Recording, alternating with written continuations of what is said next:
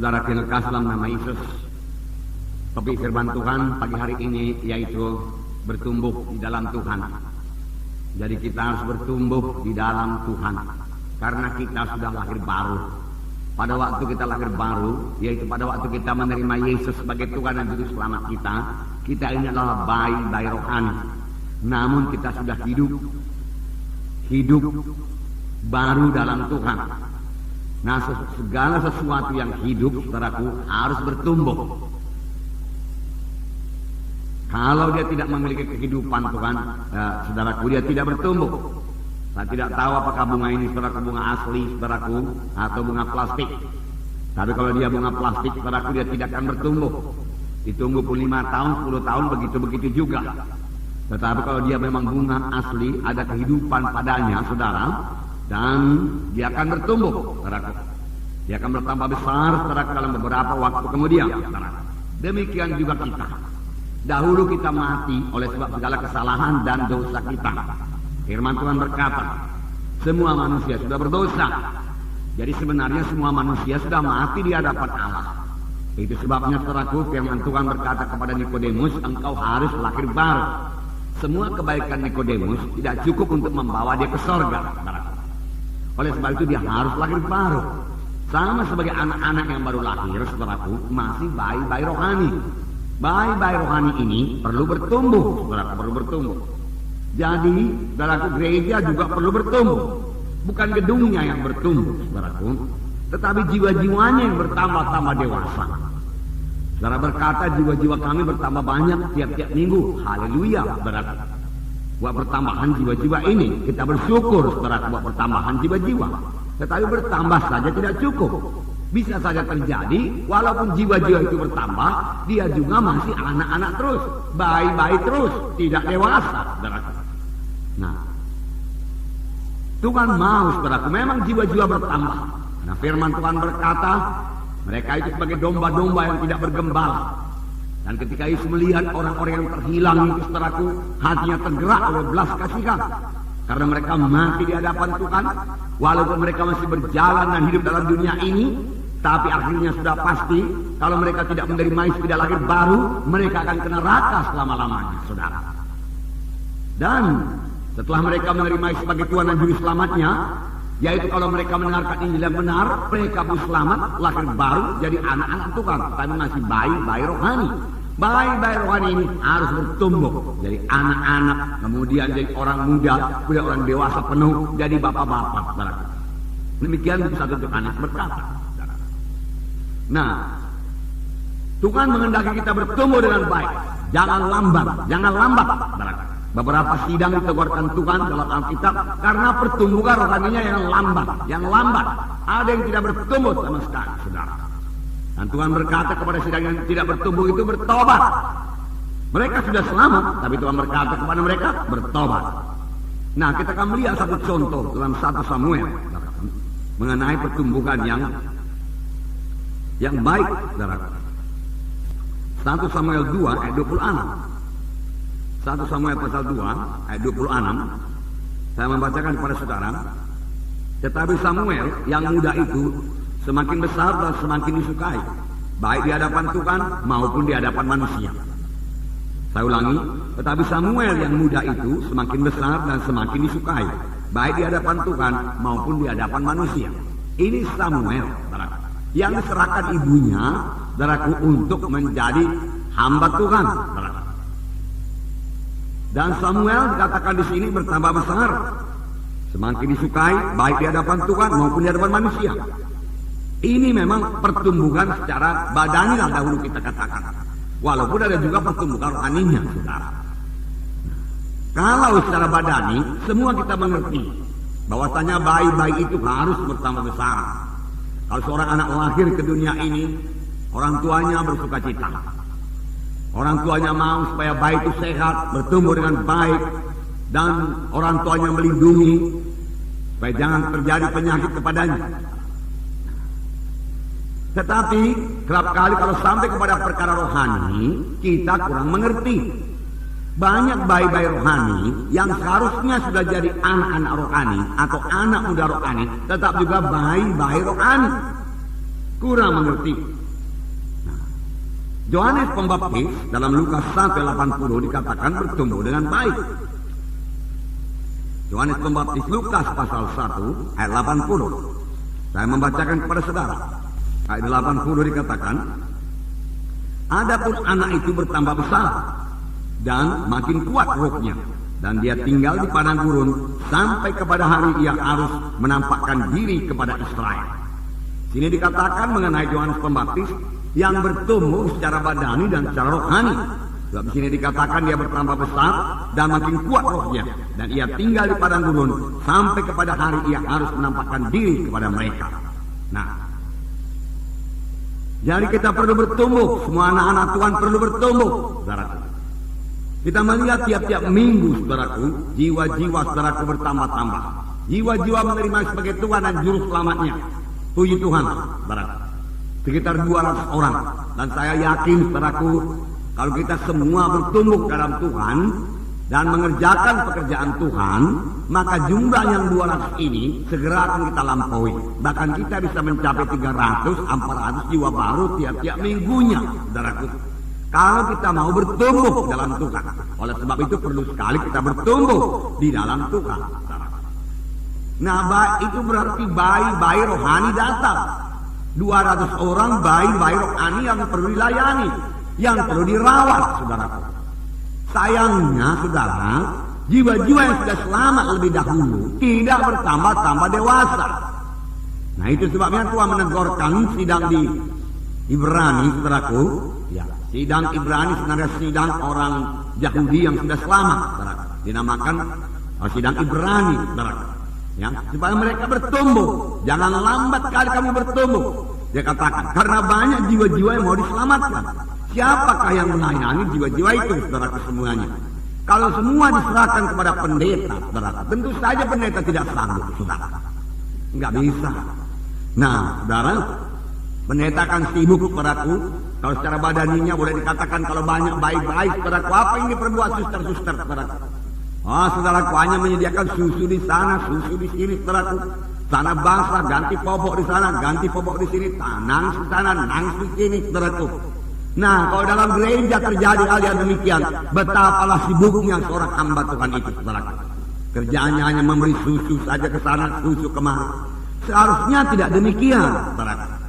Seharusnya jiwa-jiwa yang sudah selamat lebih dahulu menjadi dewasa. Lalu setelah dia menjadi dewasa, ada bayi-bayi baru datang, saudaraku. Lalu jiwa-jiwa yang sudah menjadi dewasa ini, saudaraku, mengurus adik-adik rohaninya, saudara. Menjaga adik-adik rohaninya ini, saudaraku. Supaya adik-adik rohaninya ini juga bertumbuh di dalam Tuhan. Dengan demikian gereja bisa bertumbuh bersama-sama. Dengan demikian gereja bertambah-tambah dewasa. Bagaimana ini kehendaki Tuhan, saudaraku. Biarlah ini kita capai. Saudaraku, saya tidak berkata bahwasanya semua jiwa-jiwa yang selamat di sini, saudaraku, setelah beberapa bulan masih baik-baik juga, tidak. Tidak semuanya demikian, tapi ada yang demikian, saudaraku. Oleh sebab itu dengarkan firman Tuhan ini sungguh-sungguh, saudara. Supaya semua kita bertumbuh di dalam Tuhan, saudara. Semua kita bertambah-tambah dewasa dalam Tuhan. Semua kita bisa melayani, saudara. Karena semua kita adalah anggota tubuh Kristus, saudara. Saudara mempunyai tempat dalam tubuh Kristus. Oleh sebab itu saudara mempunyai pelayanan dalam tubuh Kristus. Jangan mau jadi penonton saja, saudara. Jangan mau menerima berkat saja daripada Tuhan, saudara. Ada saatnya kita menerima berkat daripada Tuhan, saudara. Kita minta kesembuhan daripada Tuhan, haleluya. Kita minta berkat daripada Tuhan, puji Tuhan. Tuhan pun memberikan, saudara. Tetapi kalau setelah 3 tahun masih demikian juga, saudara, berarti kita tidak bertumbuh. Kita harus mulai bertumbuh. Kita harus mulai mengasihi jiwa-jiwa yang lain. Kita harus mulai, saudaraku, melihat saudara-saudara kita yang lain. Dan melayani mereka, saudaraku. Dan bersekutu dengan mereka, saudara. Kita harus mengajari mereka. Kita mampu mengajari mereka perkara-perkara rohani. Karena kita sudah bertumbuh jadi orang-orang rohani, saudara. Nah, jadi bertumbuhlah jadi orang-orang rohani. Contoh, saudaraku, dalam Ibrani pasal 5, yaitu saudaraku surat kepada sidang Ibrani. Sidang Ibrani, Ibrani pasal 5 ayat 11 sampai 14. Saya akan membacakan kepada saudara.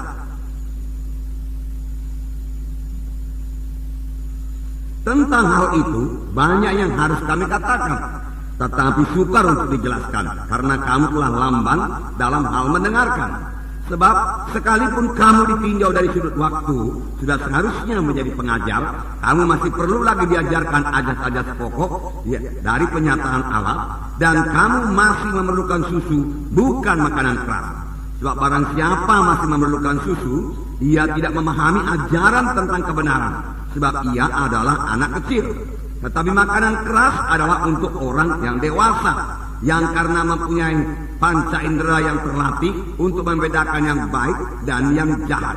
Nah, ini saudaraku sebenarnya peringatan, teguran. Teguran dari Paulus saudaraku kepada sidang Ibrani. Apakah dikatakan? Dikatakan dari soal waktu, sudah lama kamu selamat. Karena itu sebenarnya kamu sudah jadi guru. Ya, kamu sudah bisa memuridkan orang lain lagi. Tetapi sayang sekali kamu tidak bertumbuh. Paulus berkata, kamu masih anak-anak. Bahkan firman Tuhan yang diberikan kepada kamu juga adalah firman Tuhan yang berkat-berkat melulu. Kalau firman Tuhan mengenai pelayanan, pemuritan, dia belum sanggup. Sudah. Kalau firman Tuhan mengenai memberikan buah kepada Tuhan, dia belum sanggup. Saudaraku, firman Tuhan saudaraku mengenai saudaraku persekutuan yang indah dengan Tuhan saudaraku, yaitu sebagai Tuhan dan Raja, dia belum sanggup. Oleh sebab itu Paulus memberikan susu kepada mereka. Tetapi Paulus memberi peringatan, jangan kamu tetap demikian, dia katakan. Kamu masih minum susu saja kalau demikian, masih bayi-bayi rohani kalau demikian. Karena kamu masih mengharapkan berkat-berkat materi saja. Kamu masih mengharapkan perkara-perkara dunia ini saja. Sebenarnya itu pun bisa diberikan Tuhan. Tetapi firman Tuhan berkata, cari dahulu kerajaan Allah dan kebenarannya, maka sekaliannya akan ditambahkan kepadamu. Oleh sebab itu dia katakan, susu kuberikan padamu, bukan makanan keras. Makanan keras kamu belum sanggup, dia katakan. Kalau kuberikan makanan keras, kamu tidak sanggup mendengar. Berat pendengaranmu, kamu tidak mengerti, Paulus berkata. Nah, ini teguran kepada sidang di Ibrani, saudara. Pada sidang Ibrani, saudara. Sidang orang-orang Yahudi yang sudah mengenali sebagai Tuhan dan Juru Selamatnya, saudara. Ya, saudara mereka sudah selamat, saudaraku, dan mereka punya sidang, saudara. Dan saya yakin penulis surat Ibrani ini, saudaraku, adalah Paulus, saudara. Nah, jadi harus bertumbuh. Kita juga harus bertumbuh. Setelah selamat 6 bulan, saudaraku, atau setahun, saudaraku, jangan begitu-begitu saja. Kita sudah bertumbuh, bahkan mulai berbuah kepada Tuhan. Nah, ada jiwa-jiwa yang sudah 5 tahun pun belum dapat bersaksi, saudara. Belum bisa menyaksikan Yesus sebagai Juru Selamat. Belum bisa saudaraku memberikan jawaban daripada firman Tuhan. Kalau ada jiwa-jiwa yang bertanya tentang keselamatan, saudara, mereka hanya bisa saudaraku berkata, marilah ke gereja kami. Di sana banyak orang datang, banyak orang selamat. Oh, firman Tuhan juga di sana diberikan dengan sangat bersemangat. Musik kami baik. Datanglah ke gereja, datanglah ke gereja. Kalau dia berhasil membawa jiwa itu ke gereja, lalu dia berkata kepada pendetanya, Pak Pendeta, saya bawa jiwa baru. Tolonglah Pak Pendeta urus. Nah, dia tidak dapat mengurus sendiri jiwa-jiwa baru itu. Lalu pendeta lah yang mengurus. Apa yang terjadi? Pendeta akan menjadi terlalu sibuk, saudaraku. Kalau demikian, saudaraku. Nah, waktu saya melayani di iCare dulu, di Yayasan Pelayanan Kristen iCare, apa yang terjadi? Oh, saudaraku, tidak berhenti-hentinya orang datang ke rumah ini. Dari gereja lain-lain datang, masing-masing dengan persoalannya. Apakah katanya? Pak Pendeta minta pelayanan. Kalau hatinya tidak damai lagi, dia datang, Pak Pendeta minta pelayanan. Kalau ada penyakitnya dia datang, Pak Pendeta minta pelayanan. Nah, kalau ada anaknya nakal, saudaraku, tidak pulang ke rumah, Pak Pendeta minta pelayanan. Semua minta pelayanan, saudaraku. Tidak ada yang melayani, saudaraku. Lalu kami kecapekan, saudaraku. Mengapa tidak ada yang melayani, saudaraku? Tidak ada yang dewasa. Semuanya anak-anak, semuanya anak-anak yang perlu dilayani. Saudaraku. Nah, saudaraku, dan pelayanan demikian sangatlah melelahkan, sangatlah mencapekkan, saudaraku. Seharusnya, saudaraku, ya, untuk melayani jiwa-jiwa demikian bukanlah saya lagi. Nanti kita baca firman Tuhan. Yang melayaninya adalah kakak-kakak rohaninya yang sudah lebih dewasa daripada dia. Dan yang melayani kakak-kakak rohani ini adalah kakaknya atau abangnya yang lebih tua lagi rohaninya. Demikian seterusnya. Sehingga semua bertumbuh bersama-sama, saudara. Bertumbuh bersama-sama. Jadi jangan tetap anak-anak, saudara. Marilah bertumbuh di dalam Tuhan, saudara. Nah,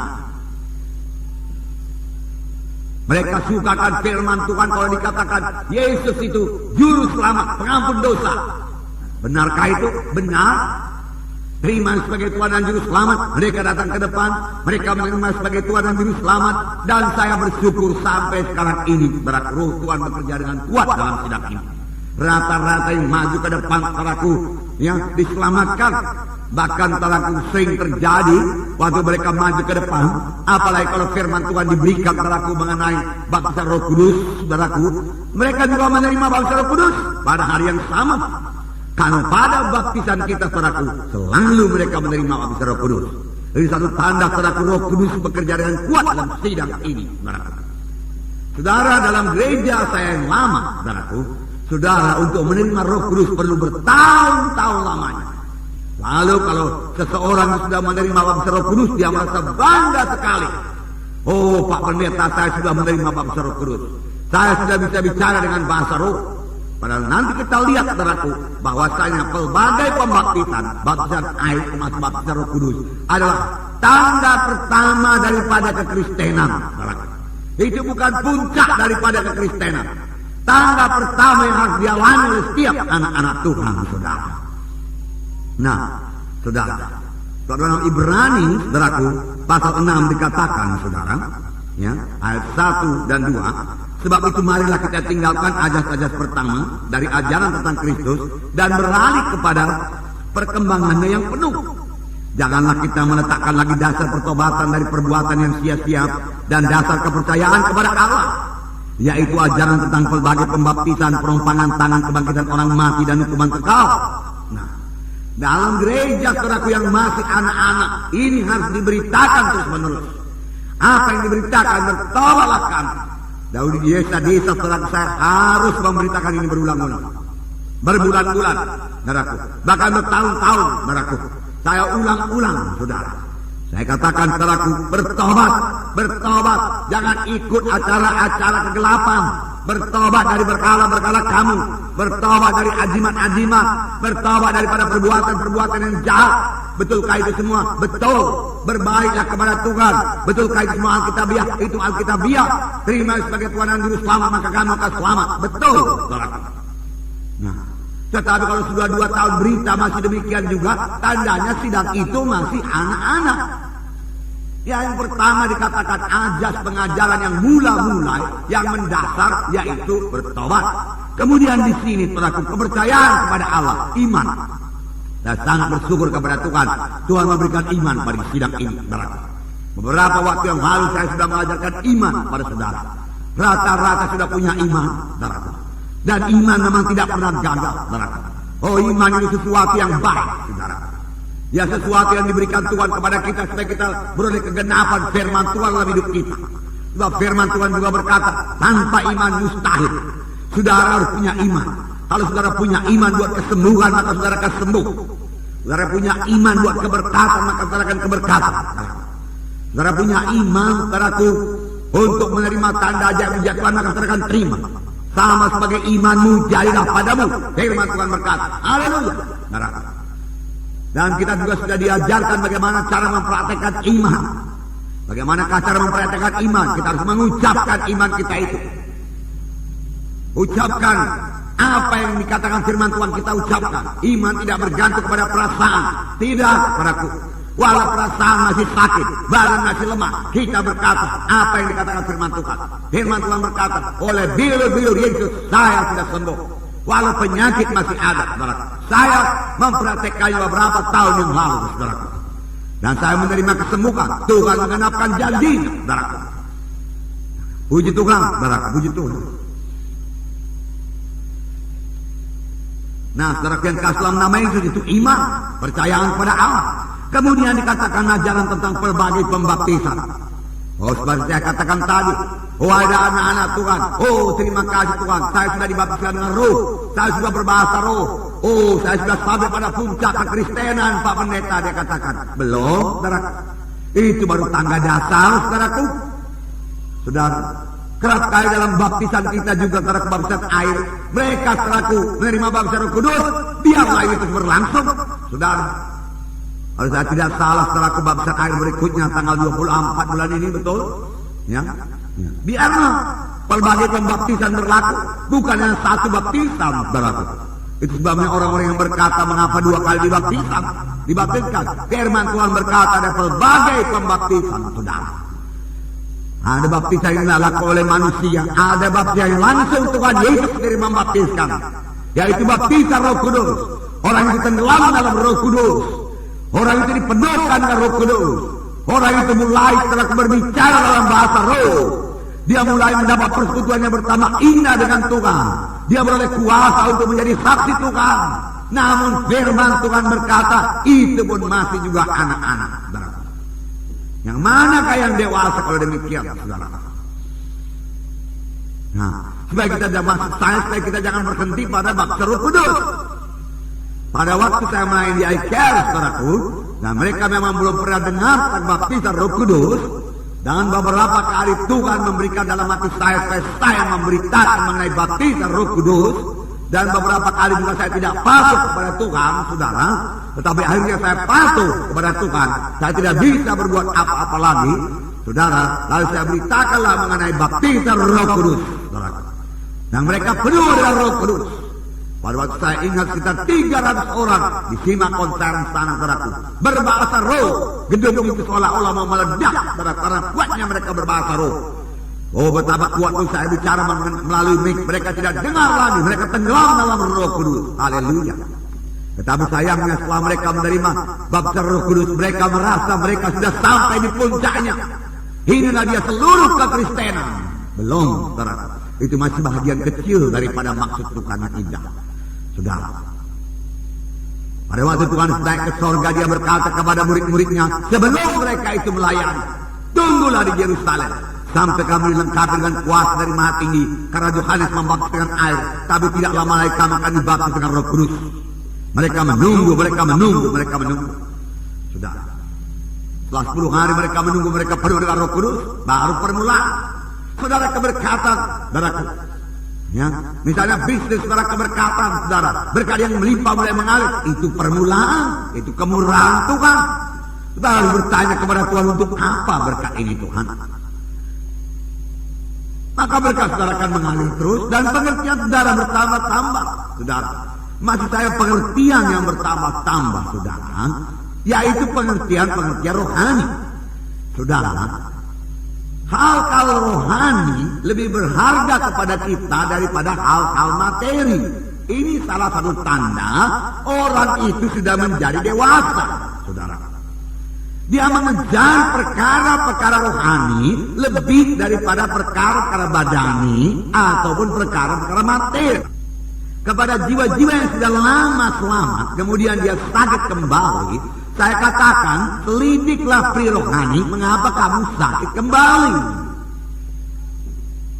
Tentunya ada yang tidak berkenan kepada Tuhan.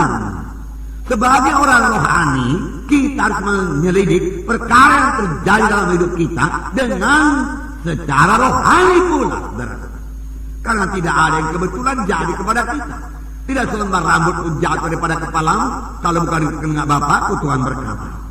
Nah, saudara yang kasih dalam nama itu, orang yang dewasa itu, saudaraku, bukan yang minta berkat-berkat saja, bukan hanya minta kesembuhan saja, bukan hanya minta, saudaraku, bebas daripada ikatan-ikatan saja, kuasa-kuasa kegelapan, bukan, saudaraku.